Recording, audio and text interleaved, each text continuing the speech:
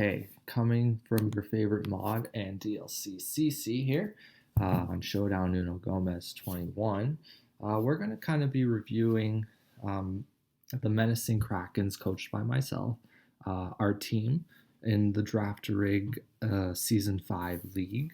So we're going to kind of go over what I drafted, and then we're going to review my Week 1 team that we built together, and then we'll review how that match went. So, since this is the first video, we're going to kind of redraft my team in the order that I did, and we'll see what I was thinking, if I can remember anyways. So, going into the draft, the one thing I knew for sure is I wanted to try out our B tier Ogre Pawn grass form. I was pretty confident it wasn't going to go round 1, so I didn't pick it round 1. When Season 5 started, the DLC had just kind of jumped in. All the new Pokemon were added, like your Iron Boulders and Raging Bolts and whatever. So I kind of thought new Pokemon syndrome, people are going to want the new stuff, even if they're not amazing. And I kind of wanted to try out Iron Boulders. So round 1, I just went first pick, Iron Boulder. Why did I want Iron Boulder? Well, like I just said, new Pokemon syndrome. I thought, yeah, want that. But more importantly, due to the traumas of a few seasons ago where I missed pretty much every attack possible, who knew Pin Missile could miss? Rock moves are really great against most teams. Not a lot of teams can take on reliable rock hitters, and with Iron Boulder's Mighty Cleave, very strong rock attack, can't miss, it was a no-brainer. So I wanted this guy. There were some devastated players in the draft right away. Everyone was in shock who would pick this thing round 1. Turns out I wasn't the only league that it went round 1, so I'm pretty confident this was a good round 1 pick here. So we went with Iron Boulder, again, mostly because I wanted that 100 accurate rock move. Round 2, the Pokemon I really wanted from day 1 was Ogre Pawn. I wasn't too confident it would make it past round 2, so I went straight for it. Why do I want Ogre Pawn? I love hard-hitting grass types. A lot of teams generally pick their grass Pokemon as their more defensive options, which are great because Earthquake is very spammable otherwise. But I really like offensive grass types, and this is one of the best ones there are, right? 120 base power in our league because of the Ogre Pawn's kind of gimmicky thing. We're allowing it to terrace, so as a result, even more strong with your 100 base power Ivy Sigils. I can't say the name, doesn't matter. But also, this form doesn't have to hold an item. So you Terra it, you get the grass boost, you get a speed boost if you Terra this Ogre Pawn, and I can run any item I want. So if I want to run Sash, great spike setter. If I want to run Banded, easy, you get a +1 speed, you have the attack boost, you can spam Sigil, or it's got some decent moves like Play Rough, Stomping Tantrum, Knockoff, you name it. So that's why I went with Ogre Pawn. From here, there were a lot of picks that I had in mind. I wasn't, in my mind, I wanted a Palkia to go along with these Pokemon. Didn't think, a lot of the teams had already picked their S tiers by now, so I thought I was pretty safe in leaving it. So I did leave my S tier pick towards the end. Instead, because all these people were picking their top tier Pokemon, I figured might as well pick the lower tier ones that I want when people aren't looking, because the top tier ones weren't getting taken anyways. So I went with Cobalion. Some people turned their head and were like, why didn't you just take the new form, the Iron Crown? It's better and blah, blah, blah. I disagreed. Cobalion actually got some pretty big buffs with this DLC, mainly, and the thing that caught my eye the most was Vacuum Wave. Priority Vacuum Wave seemed fun, kind of liked it. I I've ran it a few times already this season. But also gives me that defensive option. Rock setter, great. Okay, moving on. Gyarados. I was thinking I wanted Mega Gyarados. I've seen it run a few times by other folks in our leagues. It always goes insane. But I also left it for later because I was okay with just taking regular Gyarados. Funny enough, before I picked Gyarados, someone actually picked the normal form of Gyarados. So it was good timing to pick it right here. Couldn't risk both of them going. So up until now, I've pretty much drafted mostly Pokemon I've never used. It's generally a theme with me. I had a rough season last couple of seasons, so I also wanted to return with something I've been successful with before. My pick was Nidoqueen. Unfortunately, in this round, it kind of went, which is normal because it's really, really good. We allow it to Terra, but also these Pokemon pretty much hit everything. So Nidoqueen went. I couldn't risk Nidoking as well, so I just had to go straight for that Nidoking. Gives me another Rock Setter, but more importantly, it just pretty much destroys any Pokemon that want to just wall stuff. Doesn't have to run too much speed to beat those kind of Pokemon.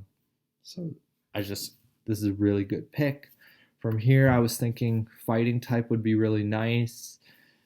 Clearly, I haven't been picking any of the top tier Pokemon yet, so it was time to pick an A. We're already midway through the draft. I think this is one of the better A tier Pokemon, Blaziken. So I kind of went in right here thinking there is a risk that someone else might take it. So I went with it right here. Again, gives me another Vacuum Wave user, which is kind of fun. Speed Boost is really easy to run, kind of brain dead, but that's okay. Some brain dead Pokemon are fine as well. So clearly my draft has been centered very much around the center tiers, B and C. From here, there was an F tier pick that I thought was really good. The rest of my picks were less crucial to me. I thought I could replace most of them except for this F tier pick. So I went with Granbull. I think it's really underrated. As an F tier, it's pretty strong. So if you look down here by the stats here, you'll see it's got a great attack stat. Its HP is decent. And then the fact that it gets Intimidate means that it can be run a little bit bulky. It can hit things. I like it. I don't know. It's a nice fairy type as well.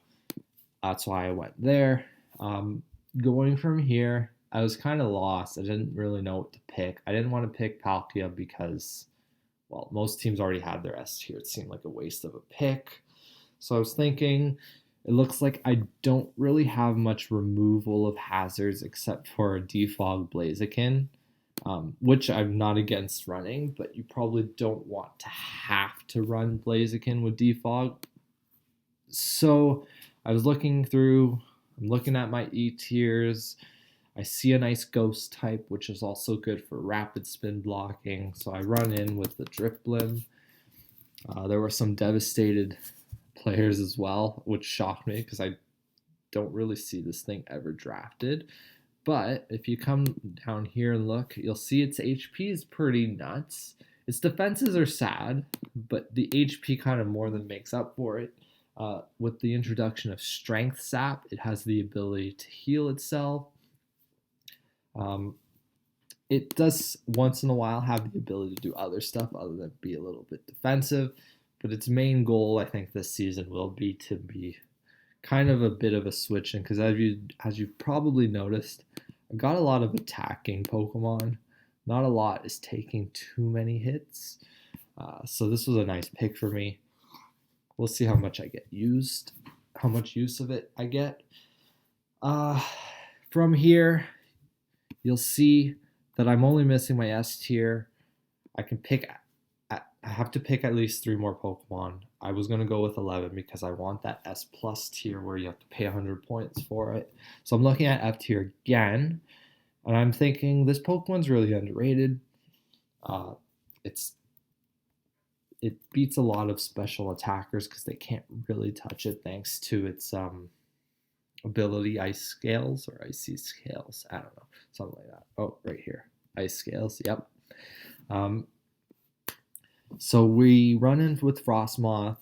I think overall, I've got some physically bulky Pokemon. This can be both. This is a nice special switch in. If I can run even Assault Vest, overkill maybe, but it's great counter to Pokemon like Iron. What's the penguin's name? Oh, the Delibird form. I can't remember its name right now, but like something like that can't touch Frostmoth, so it's great. It can even deal with mighty Pokemon such as Fluttermane.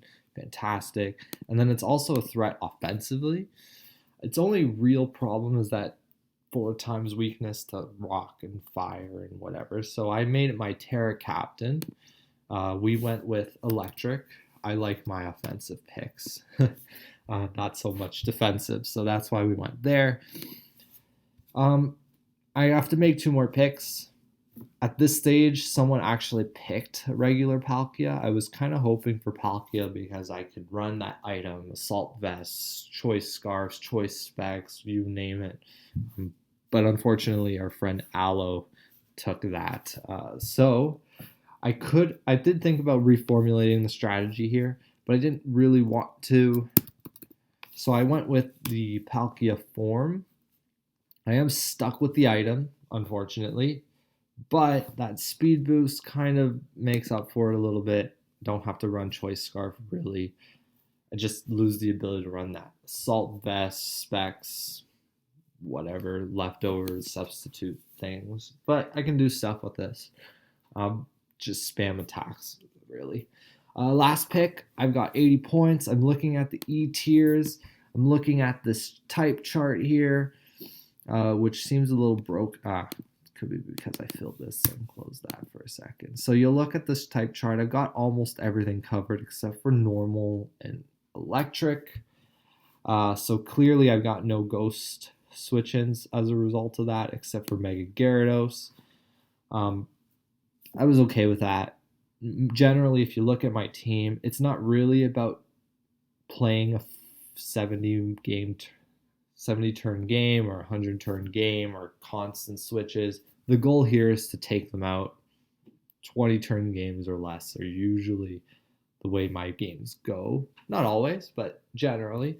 So I'm okay with not having too many switch-ins. Generally, 1 or 2 switch-ins a game is enough for my style. Makes pressure, gives things like Nidoking just a free hit on things, Palkia, whatever, and then by the end of the game, we can kind of clean up with something. So I'm looking here. Don't really need that normal type as a result, so I'm looking at electric types. What can I find? There's some good ones. Fast, strong hitters. I kind of went with a bulkier Pokemon, one that could be a physical attacker, a special attacker. It can go bulky, Assault Vest, Coil, and you'll see me run all those things this season, no doubt. So I think this was a sleeper pick. Definitely worth the E tier pick. It won't be any higher, won't be any lower, but worth it. Gives me a little bit of a slower speed stat, which I do like because I don't like getting countered by Trick Room. So now I've got 3 good abusers of Trick Room. They're not weak Pokemon or passive Pokemon. So if you run Trick Room, these guys can go insane. So I'm good with that. This is so in terms of my drafts, this was a weird speed tier draft. Normally I get a much larger mix. I get some great Trick Room abusers, Trick Room users, have something in the 70s. Not so many 80 speed Pokemon, but something in the 90s. And then I usually have one on the 100 or 101 speed, and then a couple of faster Pokemon. So this is kind of one of my faster drafts. Wasn't sure what to feel about it. I was thinking maybe I might have to use some trades during the season, although I'm not a big trader, so we'll see how each week goes. Normally I start slow in these leagues. I lose the first couple of games trying to figure out how to use my team, and then I start rolling. So we're going to see how that goes. So you kind of had a little taste of our draft prep doc, at least in the pre-draft portion. This helps you see what things cost, tiers, costs, gives you a little type chart. You can use the legality check to make sure that your draft is legal. It's really good if you're part of the Draftarig server. It shows you the general stats, the averages. We also have key moves here on the side, so if you wanted to make sure you had something with rapid spin, see if any of your Pokemon have those moves.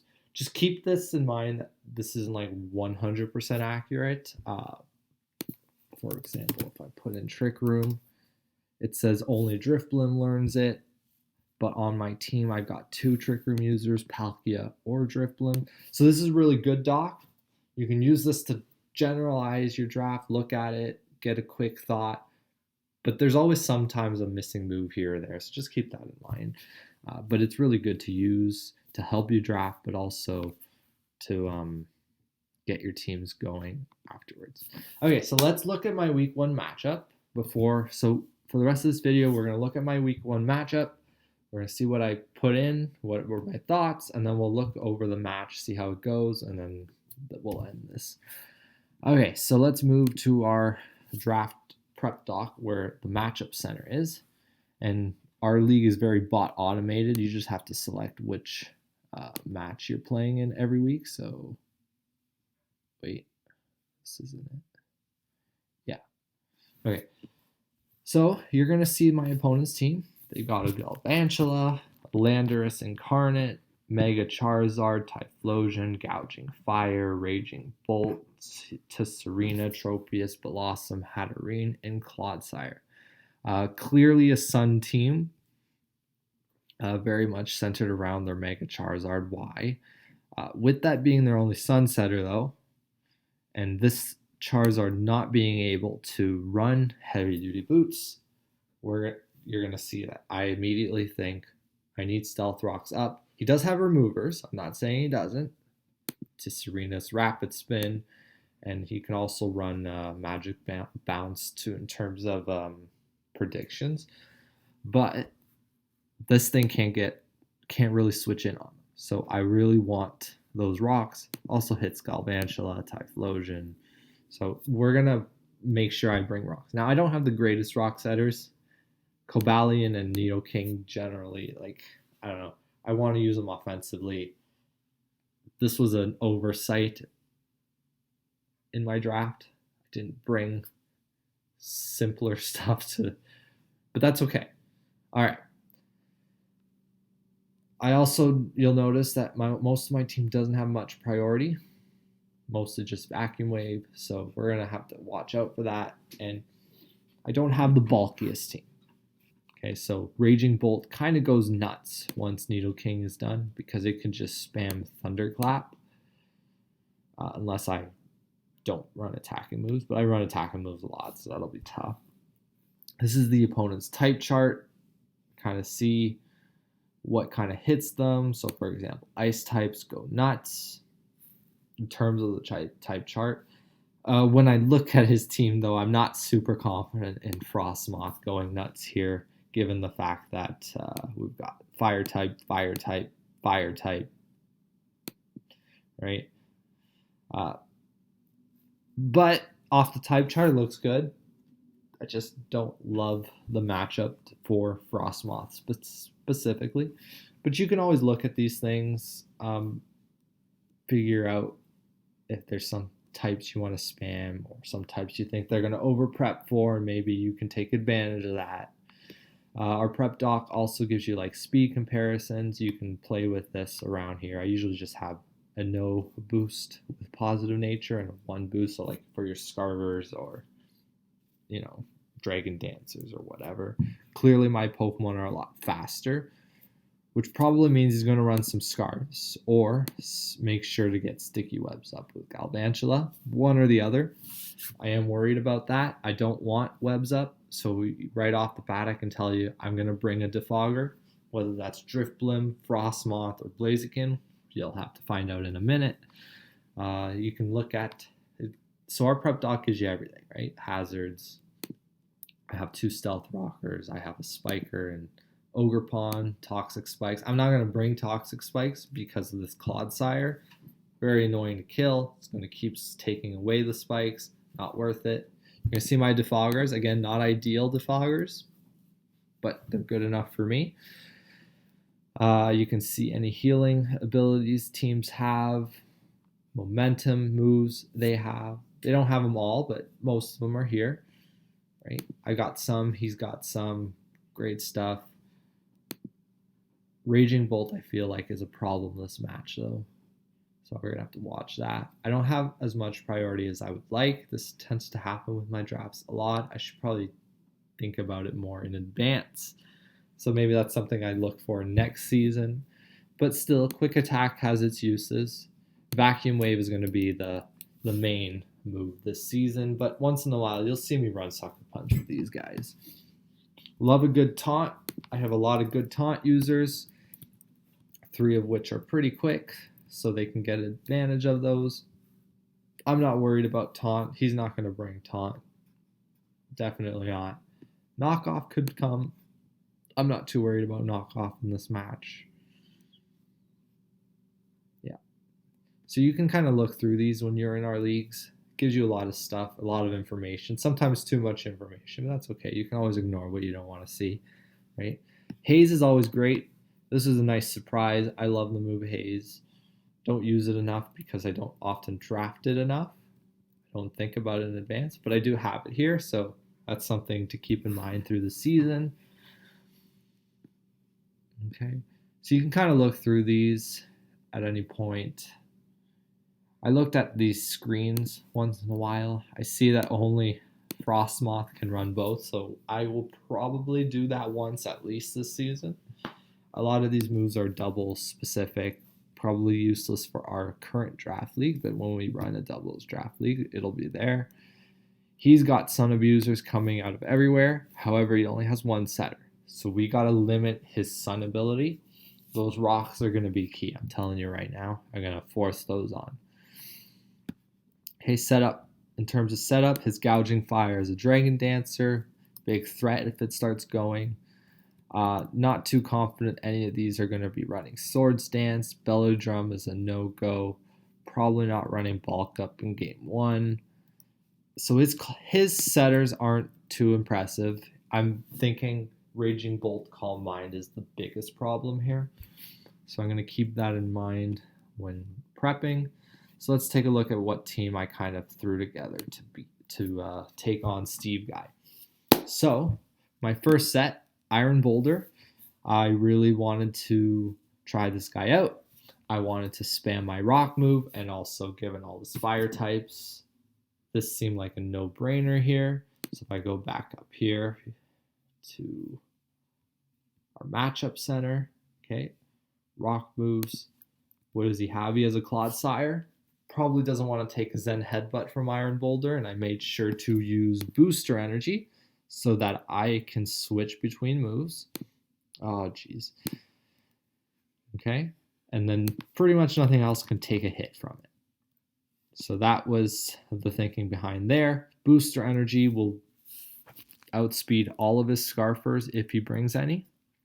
The only real problem is the Sticky Web, but with Booster Energy, it'll cancel the Sticky Web, and then only a Scarfer could beat me. So this was the thinking here. I brought Swords Dance just in case. I didn't really need the 4th attack. Pretty much just going to be spamming Mighty Cleave anyways. His only real priority is Thunderclap that I'm scared of. If I can handle that, this thing can go nuts. So that's the thinking there. Max speed, whatever. I didn't really put too much thought into there. I should have. Palkia. Palkia's just here for hitting. He can't set up. He can't really do anything. I can't run items, but he can hit. So if you look at this stat here, 252, 150 special attack. You've got 100 base special dragon move, power gem for all his fire types, flamethrower to take advantage of his sun if he wants to bring it, and surf to hit whatever needs to be hit. This thing boosts my water and dragon moves, so there's that. My speed was 347. So let's take a look at why I picked 347. So I went down here. I looked at Palkia. Okay. He's very fast, but I don't need to outspeed my own Pokemon. So you're going to notice his fastest Pokemon is Galvantula. So I picked 347 to outspeed Galvantula. I don't want to get hit by his Thunders. So the only problem is if he gets Webs up. So you're going to notice this Webs theme is kind of annoying. So I should bring a Devogger. So 347, so I sped crept. Okay, so I made sure that my speed was only to what I needed it to be, and then I dumped the rest in HP because it's better used there than here. Now we have Nidoking. Nidoking is my rock type. I said I needed those rocks up.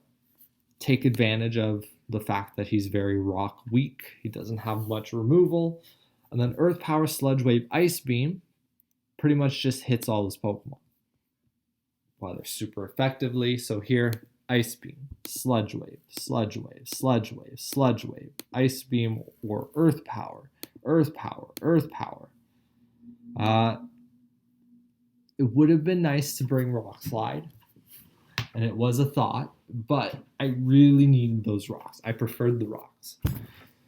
Rocks do 50% of damage when Charizard comes in, so we're going to go with that. Besides, Sludge Wave does a ton of damage, so if you look here, Nidoking, Mega Charizard Y, Sludge Wave does a ton. And again, I'm not really thinking I'm going to bring in Nidoking and fight it off. Charizard is faster. There's no doubt about it.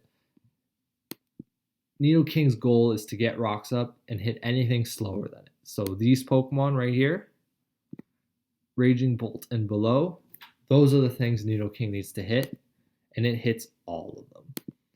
And it cannot be beaten by Raging Bolt because Thunderclap is an electric type move. Nidoking is a ground type, cannot touch me. Okay. If I can breed him, Ice Beams hit most of these Pokemon. If he wants to switch these guys in, they're not going to love an Ice Beam to the face either. So that's Nidoking's justification.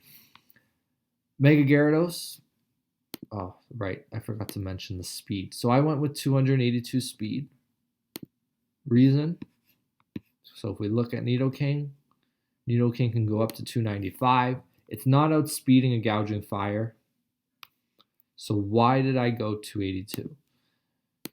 So let's take a look at Gouging Fire here. Gouging Fire. If Gouging Fire goes Adamant, its max speed is 281. Nidoking can outspeed that, takes the hit.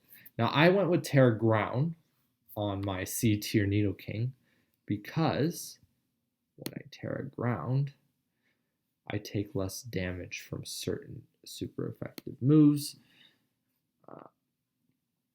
And also, I really wanted to hit things with Earth Power in this match, so probably Raging Bolt. I'm thinking Raging Bolt would probably be max HP. So to guarantee a one-hit KO, I would have needed the Terra Ground. So that's why I went with that as an option. Mega Gyarados. Mega Gyarados' goal here was to be a bit of a switch-in to certain Pokemon. Mostly Mega Gyarados. Not Mega Gyarados. Mega Charizard. Has some livability. Gyarados. Okay, so I'm going to put it in Gyarados' base form. So Mega Charizard Y doesn't quite beat Gyarados. Now, I was not planning on Megaing unless absolutely necessary because I don't want to get hit with that Solar Beam. So this is the reason why I went fully HP here. But also the attack stat is great because it hits pretty much everything. Stone Edge was for a read on Mega Gyarados. Earthquake for the fire types that are grounded. Waterfall was nice, but if he has Sun Up, not that helpful. And Dragon Tail's there just in case he tries to set up with Raging or Gouging Fire. I can get it out of there. He'll have to go about it again. I brought Drifblim. Drifblim was my defogger. Originally, I had Blaziken as my defogger, but after some conversations with some friends, they convinced me off of that. So we went with Drifblim as our defogger because I really don't want those webs. I went Terra Ghost just in case I'm in front of something that's going to hit me with an electric type move, mainly Galvantula or Raging Bolt, because I need to make sure this defog gets off. Strength Sap for some livability. Clear Smog if he tries to start setting up with stuff like Raging Bolt or Gouging Fire. And Memento for if I get a chance, I would Memento and bring out Iron Boulder to Swords Dance. Last Pokemon, I went with Blaziken. I went with a special attacking Blaziken because I really wanted the priority move.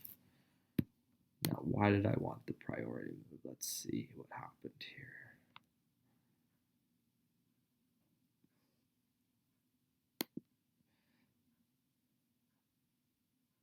I think it got me some random KOs if I got some chip on some stuff, but also I felt like I was too dependent on the physical attackers. I think I needed some special support. Scorching Sands was great in this matchup, so I kind of just went with this. There wasn't too much thought about it. Again, the speed was thought through. I went with 250. What does 250 do for me? So the 250 was probably looking at the speed boost. So once I speed boost, I'm at 375. 375.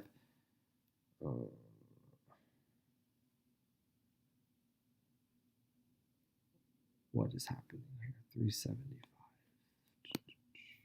Was it +2 I was looking at?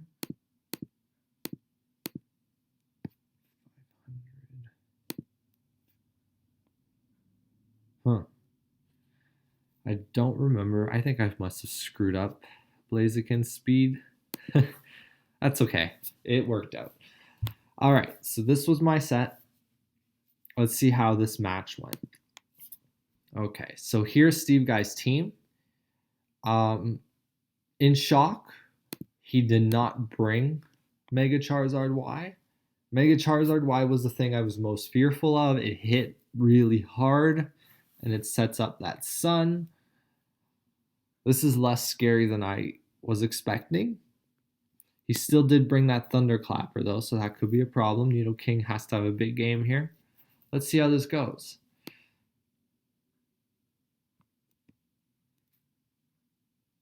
So I'm leading that Nidoking. Originally, I really wanted those rocks up because of Charizard, but I've already made my set.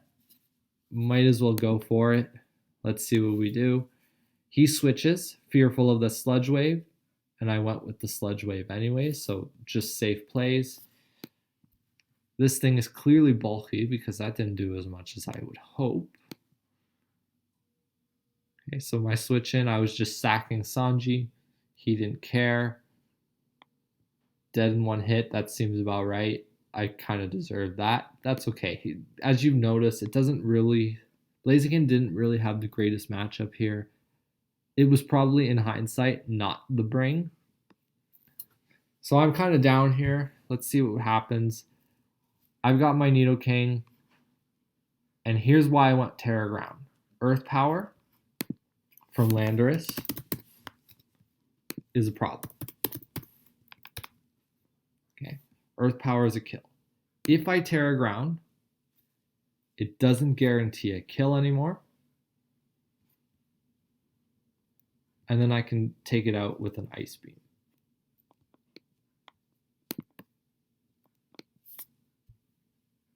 So there's the Terra Ground. He went with Extra Sensory anyways. Ice Beam, dead. His biggest threat is probably gone because that thing can kill everything. Let's be honest here. That thing just goes nuts with its life orb. This is an interesting move from Coach SteveGuy. If I see a Nidoking, I am not bringing in a Fairy type. That is a slower, but he went for it. I'm going to click Sludge Wave. That kind of surprises me, but it didn't kill. He gets his light screen up, which is interesting. I mean, it helps him deal with Nidoking, but he also had stuff that could probably just beat Nidoking anyways. I also have physical attackers, so that's not too helpful, but maybe that goes well.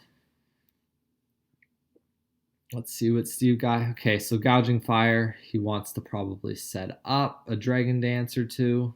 That's why the light screen's out. So I bring in my Intimidate user to ignore the fact that he uses Dragon Dance. Light screen doesn't really help him against my Gyarados.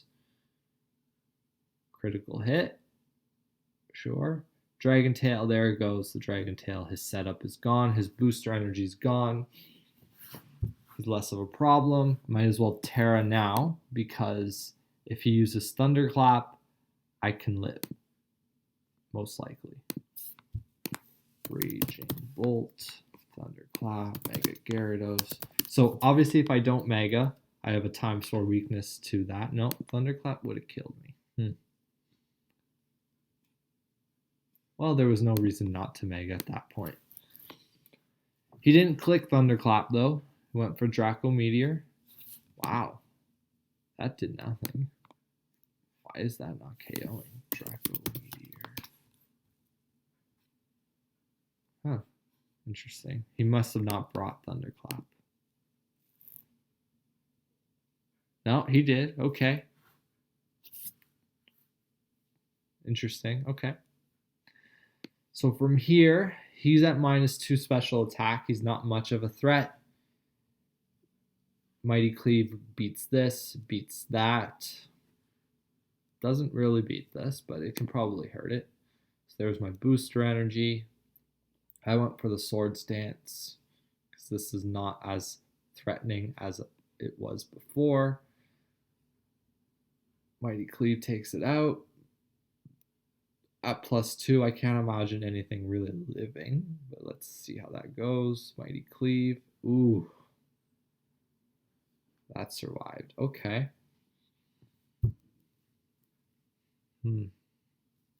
All right, so we're looking at Palkia.